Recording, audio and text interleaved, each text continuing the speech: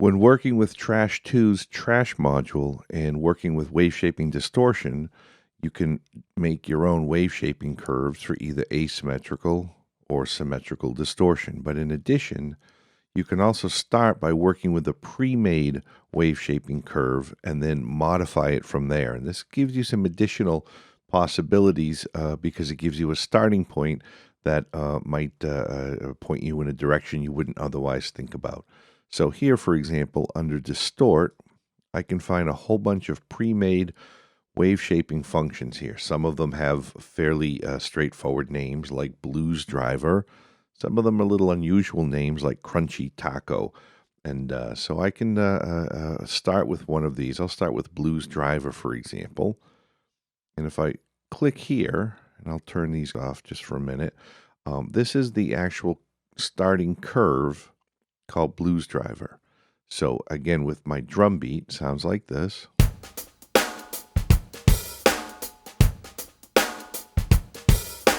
Or I could try something like Crunchy Taco, which, as you can see, is going to be maybe a bit more radical. Might turn the gain down here.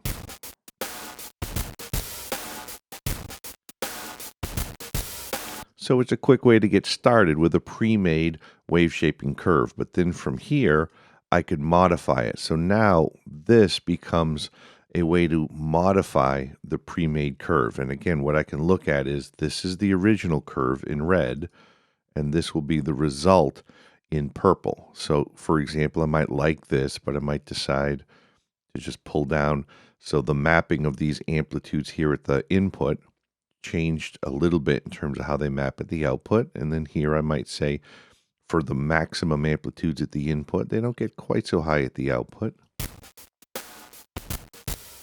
I can add another breakpoint here, but again, I'm not just using this wave shaping curve. This is my wave shaping curve, this here in red, and then I've modified it with this function applied to that curve, gives me in purple my resulting wave shaper.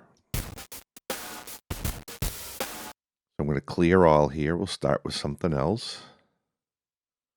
Sandpaper. So there's sandpaper. And again, if I don't change sandpaper, it sounds like this.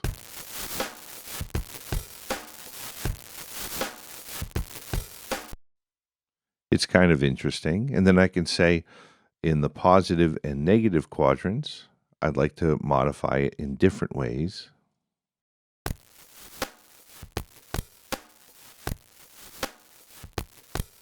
Creating kind of a different effect because now I have these values here at the input mapping to somewhat lower values at the output. And that's for both positive and negative values. And so it creates kind of a gated effect.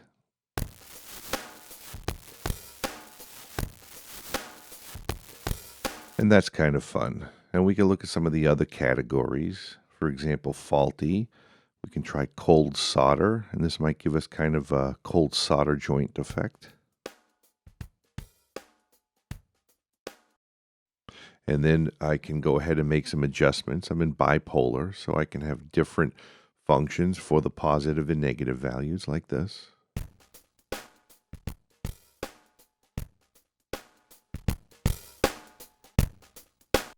Or I can push up just for the positive values, get a little more crunch there.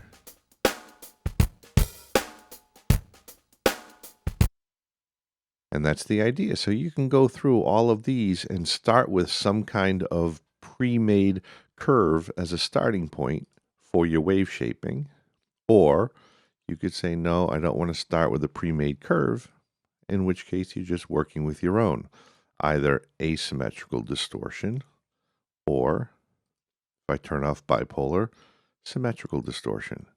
So lots and lots and lots of possible colors you can get out of this plugin with all of these different options for wave shaping.